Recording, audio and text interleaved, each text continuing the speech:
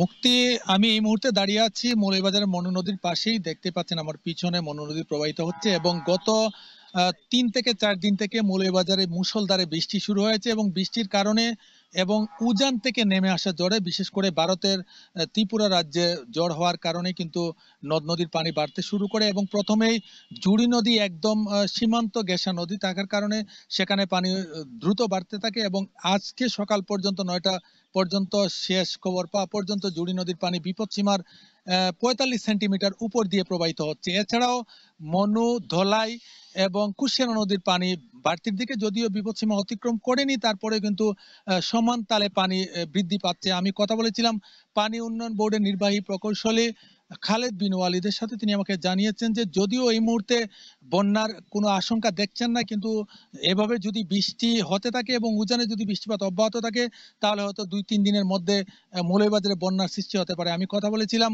আবহাওয়া অফিসের সিনিয়র আবহাওয়াবিদ আনিসুর রহমানের সাথে। তিনি আমাকে জানিয়েছেন যে গত সকাল থেকে আজকে সকাল পর্যন্ত 24 ঘন্টায় 66 সেন্টিমিটার বৃষ্টিপাত মৌলভীবাজারে হয়েছে এবং বৃষ্টিপাত এখনো অব্যাহত আছে। কখনো বৃষ্টি, কখনো রোদ, কিছুক্ষণ পরে বৃষ্টি হচ্ছে, আবার কিছুক্ষণ পরে সেটা ছেড়ে যাচ্ছে।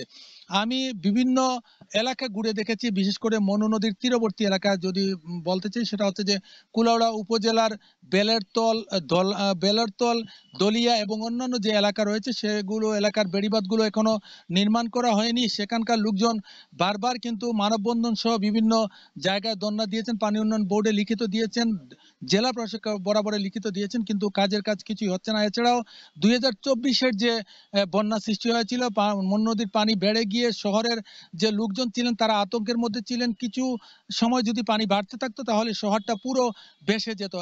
শহর রক্ষা প্রতিবাদের যে প্রতিরক্ষাবাদের যে কাজগুলো আছে সে কাজগুলো কিন্তু একান্ত ঝিমিয়ে পড়েছে এবং মনু নদীর পানি বাড়তে থাকলে শহরকে রক্ষা করা যাবে না বলে অনেকেই জানিয়েছেন। ইতিমধ্যে বিভিন্ন জায়গায় তারা লিখিত দিয়েছেন এবং মানববন্ধন সহ আন্দোলন করেছেন যাতে করে পানি উন্নয়ন বোর্ড সেই কাজগুলো করে। এ বিষয়ে পানি উন্নয়ন বোর্ডের নির্বাহী প্রকৌশলী জানিয়েছেন যে তাদের বাজেট স্বল্পতার কারণে এবং কোনো কোনো ক্ষেত্রে জমি অধিগ্রহণের সমস্যার কারণে তারা ঠিকমতো কাজ করছেন না। অপরদিকে কমলগঞ্জের ধলাই নদীর মখাবিল সীমান্তে, যেখানে একদম সীমান্ত ঘেঁষা যে বাঁধটি রয়েছে সেটা বিএসএফ এর বাধায় অনেকদিন কাজ বন্ধ ছিল, কিন্তু পরবর্তীতে বিজিবি কর্তৃক বিভিন্ন সময়ে আলোচনার মাধ্যমে সেখানে অনেকটাই কাজ এগিয়ে নিয়ে যাওয়া হয়েছে, কিন্তু এখন পর্যন্ত প্রায় 200 ফুট জায়গার কাজ সমাধান করা হয়নি। এতে করে যখনই ধলাই নদীর পানি বাড়বে এবং ধলাই নদীর পানি বাড়ার কারণে তখন কিন্তু এই পানি উপচে পড়ে, নদ নদীর পানি উপচে পড়ে লোকজনের বসতি এবং ফসলি জমি নষ্ট হয়ে যাবে।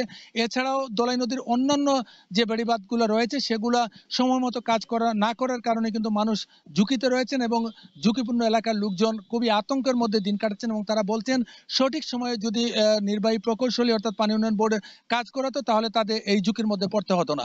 তারা বলছেন অচিরেই সেই কাজগুলো হবে এবং লোকজন আতঙ্ক থেকে বাঁচবেন। এই ছিল আমার কাছে মনু নদী এবং বৃষ্টিপাত নিয়ে মৌলভীবাজার থেকে সবশেষ। মুক্তি। এম এ হামিদ যুক্ত ছিলেন মৌলভীবাজার থেকে।